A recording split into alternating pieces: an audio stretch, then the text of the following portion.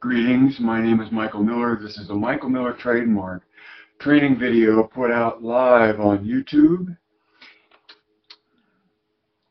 To you, thank you for watching. It's meant for Michael Miller Pilates licensed affiliates, core new core, people who are interested in surviving as a Pilates instructor, or people interested in using core new tension in their own movement or training modalities other than Pilates. Sounds like I'm in a hurry, but I only have one thing to talk about today, and that is that MMP is fundamental to human experience. Now, I could just say Pilates is fundamental to human experience, but it depends on what you mean by Pilates, right? And so MMP is my take on Pilates, and from that point of view,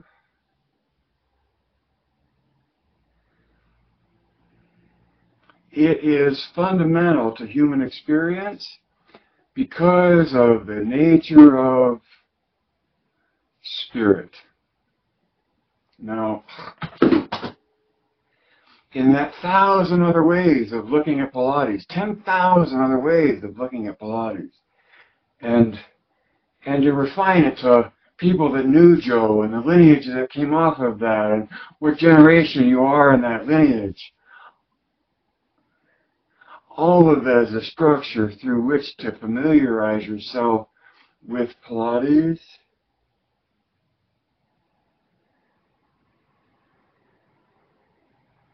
But the true familiarization, in my opinion, comes from your experience of it yourself.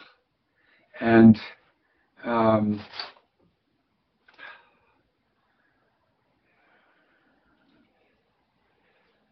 so remember that what am I talking about? So I guess the one and only subject of this broadcast is about the word spirit, and how MMP interprets the word spirit within Joe's definition of his method. Contrology is complete coordination of body, mind, and spirit. And this broadcast is about MMP's view of spirit. Because in so many of all of the others that I've heard of, refer to spirit in the terms of spiritual. And to me, the word spiritual is an intellectual word that talks about the interpretation of what it all means, or the implementation about what it all means. Spirit, in that case, is that implementation, not the interpretation, but the presence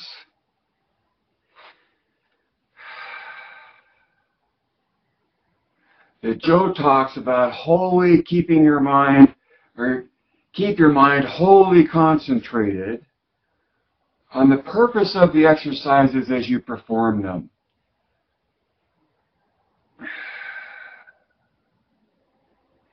He says this is vitally important for you to gain the benefits sought.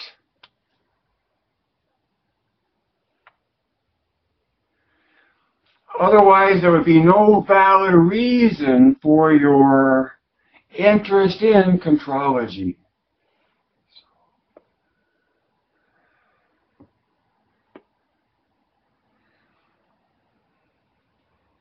So spirit is the observer. Spirit is that which concentrates on the purpose of the exercise. If you want to take concentration or limit concentration to the realm of thinking, that's, I don't know, maybe. You still have to get to where, and that it's a thinking thing that Joe's talking about. It's nice to know that MMP refers to a point of view of Pilates, and there's thousands of other views. My purpose in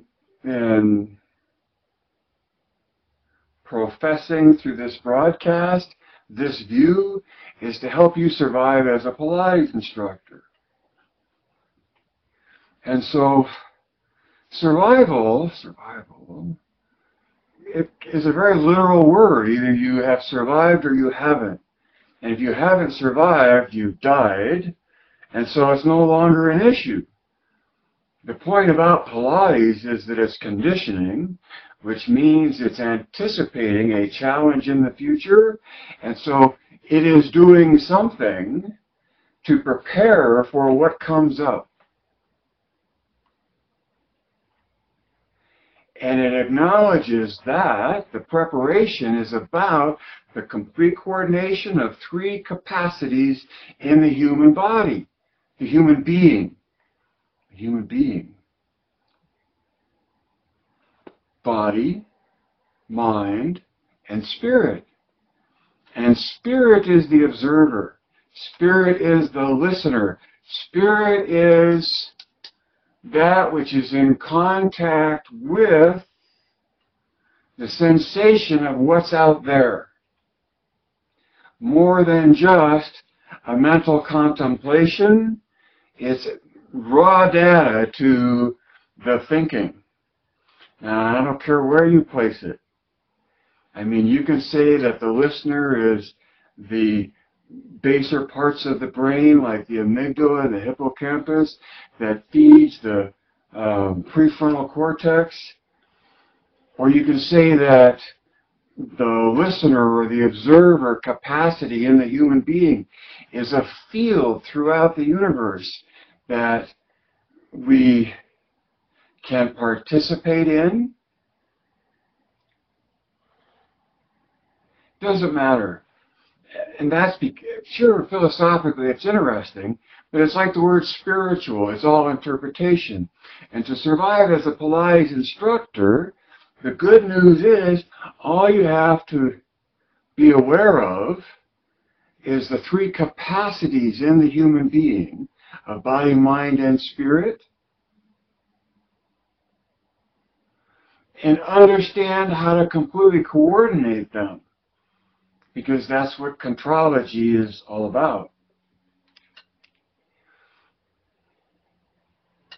All these words, and I haven't gotten to my main point about the observer and observation.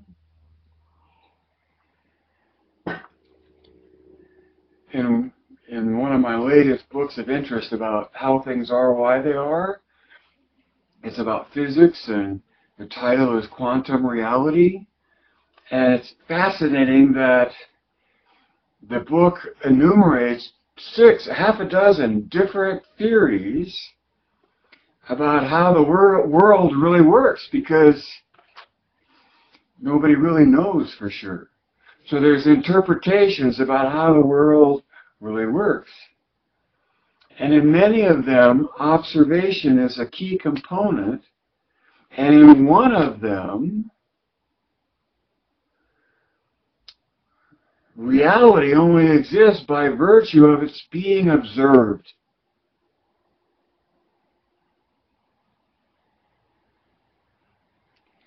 So in that create your own reality kind of a point of view, what you pay attention to or what you observe is the nature of what is reality. Isn't that fascinating?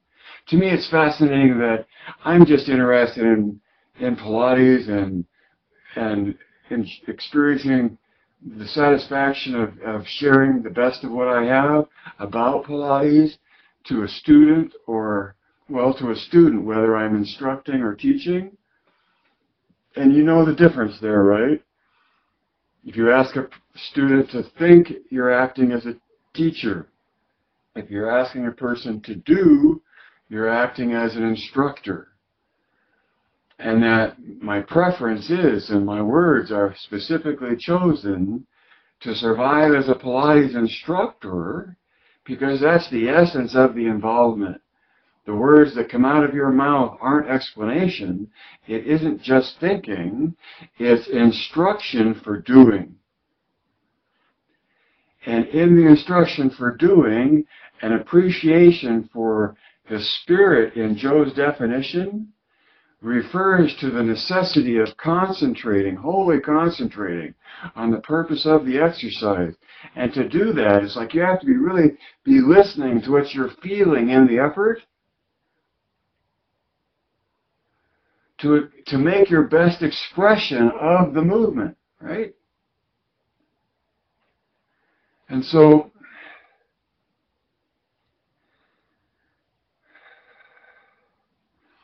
spirit is the listener as opposed to the thinker. Thinking is one thing, and to me, listening is another.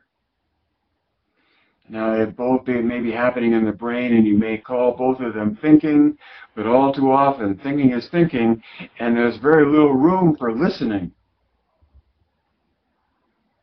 That's why I think Joe used to say if he could get 5 world leaders to do his exercises, there would be world peace. And I would simplify that because of the underlying assumption of the necessity for listening. So this listening is a connection to sensation. You know, it's sensational. It's a connection to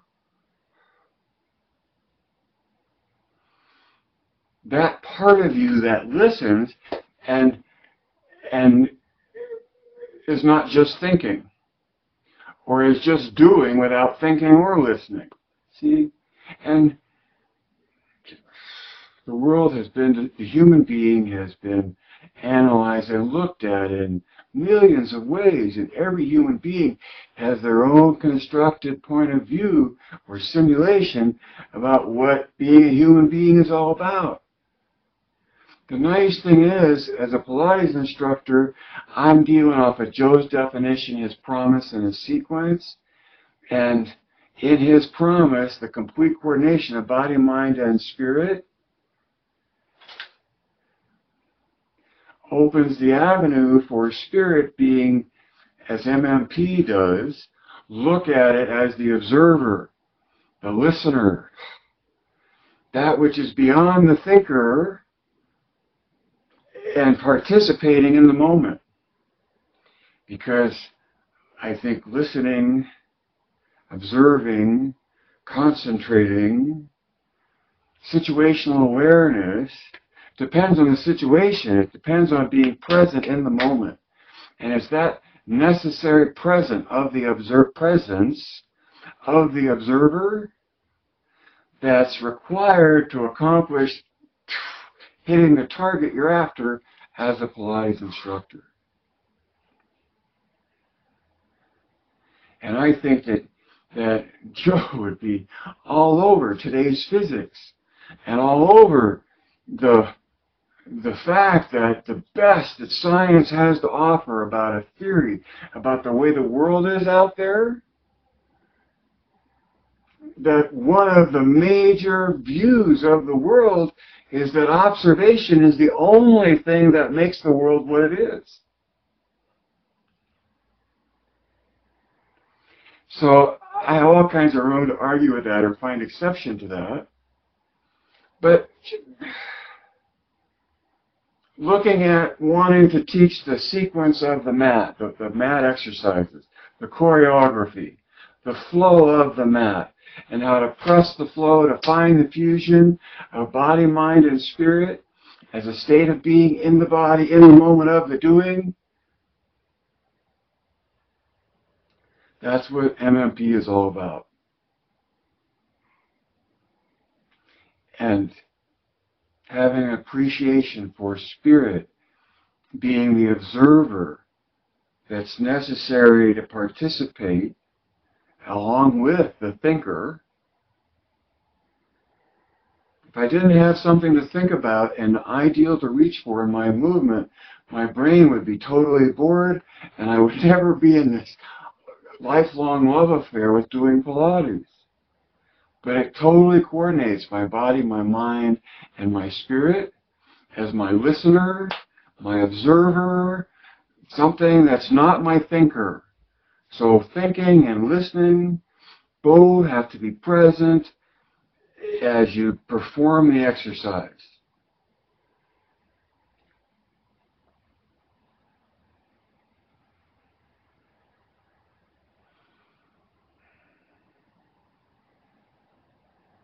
That's why spirit is so important.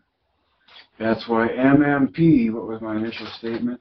MMP is fundamental to the human experience. Because spirit is the observer, and the observer is critically important to understanding the nature of reality. And so when we completely coordinate our body, our mind, and our spirit, we're coordinating ourselves with reality. And so to the extent that we work in plane, we move in plane, and then we move 90 degrees to that plane, and it's 90 degrees as an ideal to take up all of the space there is between two planes that intersect at 90 degrees. Right? All that space. It's an idealization. It's a way of looking at things. And then the space in between those two planes that we move through in rotation is part of the progressive pattern in Joe's original choreography. That's why it's part of the definition of the ideal. The definition of the ideal doesn't come from me. It's just me looking at Joe's original work, along with a lot of other people, and seeing characteristics to what make it what it is. And the pursuit of ideal, parallel legs and teaser, a smooth curve and rolling like a ball and a round back and everything, a straight line from hips, shoulders to ears, sometimes knees and ankles, even the metatarsals, in everything. Right? There's an ideal that you reach for. And in reaching for that ideal, when you elicit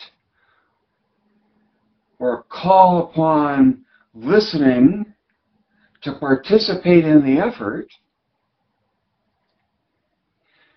you're reaching for more of a connection, ideally, to what's real.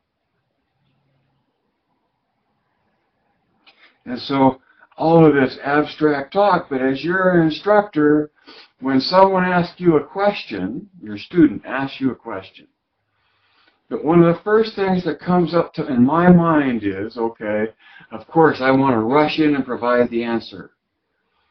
And ideally the intellect wants to do it intellectually. But as a Pilates instructor, I'm an instructor, and by instruction there's a sensation involved, hopefully. And I would much rather have my students say, oh, I can feel that, as a response to a question, rather than, oh, I get that. Intellectually, I understand that. Right? Because understanding intellectually is one thing, but having an experience of it is another. It's like Pilates itself as an experience. To experience Pilates, you may understand what it takes to get the experience to happen, or to feel the experience. But understanding it is one thing. Feeling it, or delivering the feeling of it, is another. And for me, that takes instruction. Because it's eloquent, really, because you just can't explain it intellectually. So I would say to you, if you're still listening, a lot of times you'll get someone who's very smart, intellectual, and they're used to reaching for understanding. And so they will treat you like your skull is on a hinge, and they can reach in by their questions, and even though you don't know as much as they do from the questions they're going to ask you to come up to an understanding of it, they're presuming they will get to an understanding from an intellectual query, question. But you know, as a Pilates instructor, that it goes beyond the mind. And so the reason I talk about this is you can head off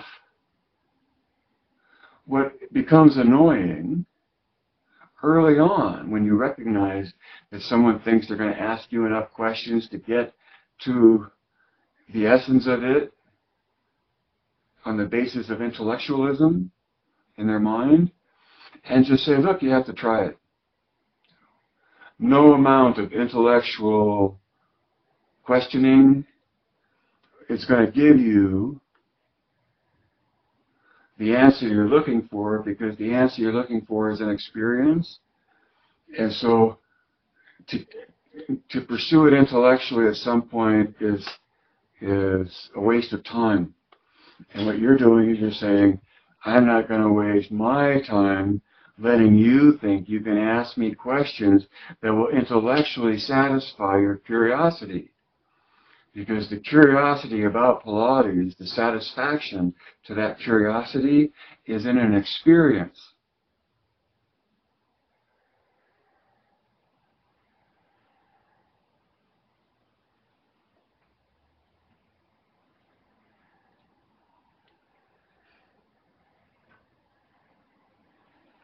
So spirit matters.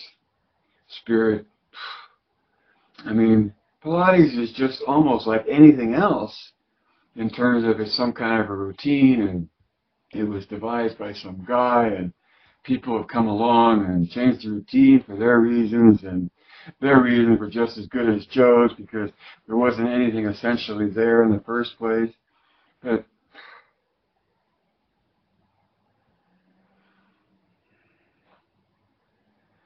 all of the original work that I have and all of my exposure to other people that knew Joe and other people that knew Joe and people that never knew anybody but that read Joe's book or was introduced to his movements that found something substantial in it. It's been there all along, and it will continue to be there.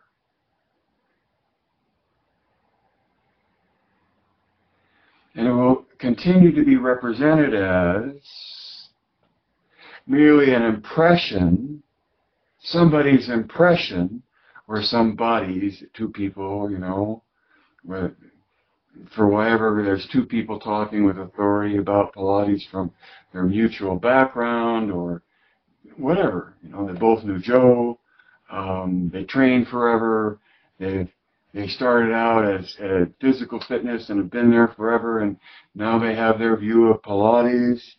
See, Pilates is more than art. It's more than impressionism. It's more than subjective tradition. This is all my point of view, this is MMP's point of view, and it's merely a point of view about the complete coordination of body, mind, and spirit, and what that means, and how to attain the experience that that's referring to. Right? I mean, it may take a few thousand years for the world to even come to the understanding that the hips are a grip, and by the grip establishes a rotation, or the ability to rotate, and from that ability to rotate defines the axis around which the rotation occurs.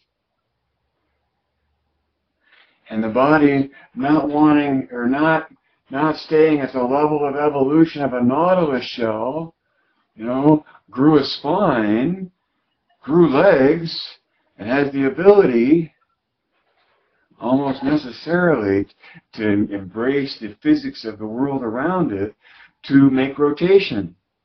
And this oppositional rotation that Michael Miller coined the phrase of coordinate tension, or the description of coordinate tension.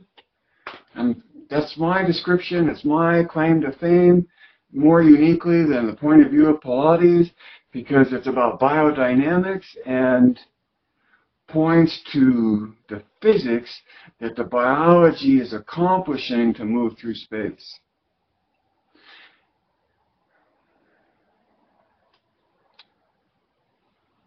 And what a powerful tool that is, whether you're a Pilates instructor or any kind of human being, whether you're instructing anything, to know that oppositional rotation and embracing that dynamic willfully distributes the load of your body more uniformly. Makes you lighter in space because of how you engage your muscles. And if you're lighter in space, it ought to make you move more easily through space. And of course, the other main benefit that I talk about with core tension is the sensation of alignment, right? You can sense alignment. You know where to be in your body to be aligned at the rotational endpoints your body is capable of establishing, and does establish in some rudimentary form, whether you know it or not, I think. How else could it be? How else could the complete capability of the body to engage in any kind of muscular tension be one in which it idealizes or embodies that shape? And see, to me, that shape comes into play because that's the way reality is. And our body has evolved and is evolving towards efficiency and fluidity in movement so that it can survive the gravity jungle, so that it can dance on the stage with joy and effortlessness, right? To the appearance of flying. And I know it's mere fantasy, and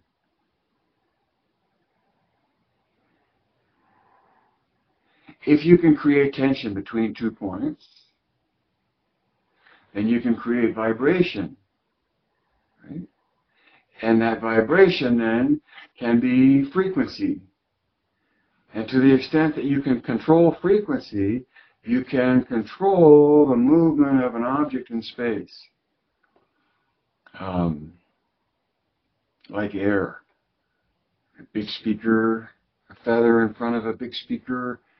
Well, that's, I don't know, maybe I'm out of my depth there. I'm out of my depth on everything. But the notion of using core tension to gain more uniform engagement of your musculature can lead to the tension that's created being a frequency that you also control through the creation of that tension. That opens up avenues for the application of frequency in ways we might not have considered yet. Okay?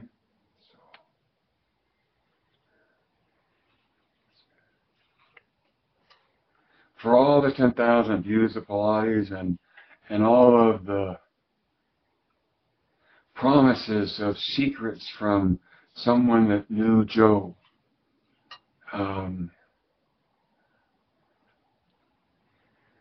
that's all good, and those are all tempting things. Who doesn't want to know? Who doesn't want to sit down with Joe himself? Not many, really, because you would have to accept him and his word for the absolute expression. And it would be much better to talk to anybody else so that what you're making of it is a free, subjective interpretation.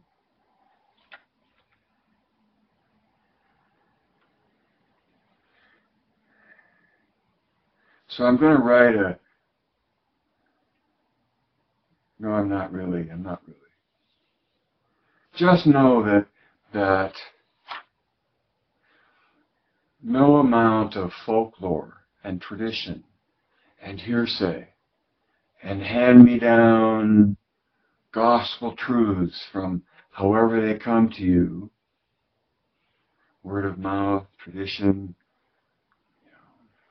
will never eclipse Joe's original work. Just his book, let alone his film and his pictures.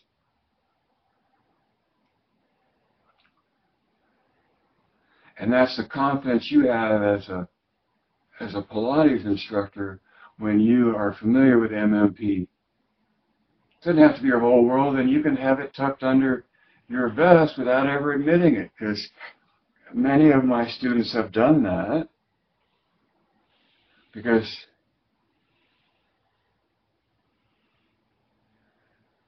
talking about a transcendent view of Pilates makes everyone in the blue pill world of Pilates nervous, because you're talking about a red pill world. I'm mixing metaphors there. Michael Miller Pilates is the only brand of Pilates that explains why Pilates is what it is. Everything else is merely a tradition based on somebody that knew Joe. And Joe's original work is only a reinforcement of, or an in-the-attic artifact to lend more importance to your own subjective take on what Pilates is. See, I would hope that long after you're listening to this and I'm long gone from the live category, that you can look at Joe's original work and listen to what I've said and know that, yes, it's me pointing out the view, but the view is there for anyone. It's there for you. And seeing that view and in understanding that view of the ideal nature within Joe's work, that it gives you a direct relationship to the man and his method. And to take sexism out of it, a direct relationship to that human being and their method. Because gender has nothing to do with Pilates. In its ability to understand it, in its ability to do it. Different genders have different capacities that tend to dominate the perception of it. But in the end, it's the capacities that we completely coordinate as Pilates instructors. And in seeing the ideal nature of the sequence of Joe, in seeing the progressive patterns, and knowing you have to have uniform usage to get uniform development, and knowing that you have to come out from center, you have to move away from center, you have to move away from center, you have to come out from center. How do you do that in your body? Well, in your body you stretch, you engage rotational dynamics in different directions, because necessarily that creates elongation. That creates the stretch.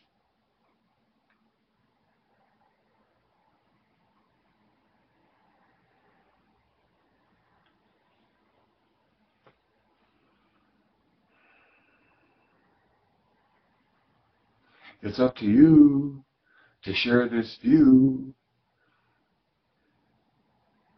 because if you don't share it, it may die with me. And yet somehow I used to have I spent my life and I spent my inheritance doing what I could to share the point of view while I could. And I feel lucky and blessed by Charlie and Elaine, my parents, for having been given my life and my opportunity, and I hope that I've done with it the best that I could have, the best that I can be. And I encourage you to broadcast live off of your cell phone, because it's free, it's immediate, it's now, and it's forever, and that you make the recording. And doing it on Facebook, I think, gives you more immediate control over your videos than doing it over Facebook. even though it's nice to have the congeniality of people you know and don't know watching while you're recording.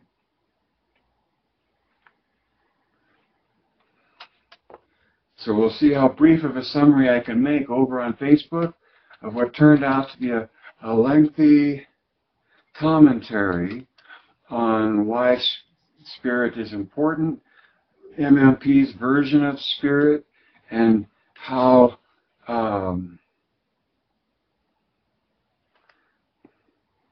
that matters to you as a Pilates instructor. Life can't live forever. Read between the lines. See behind the curtain.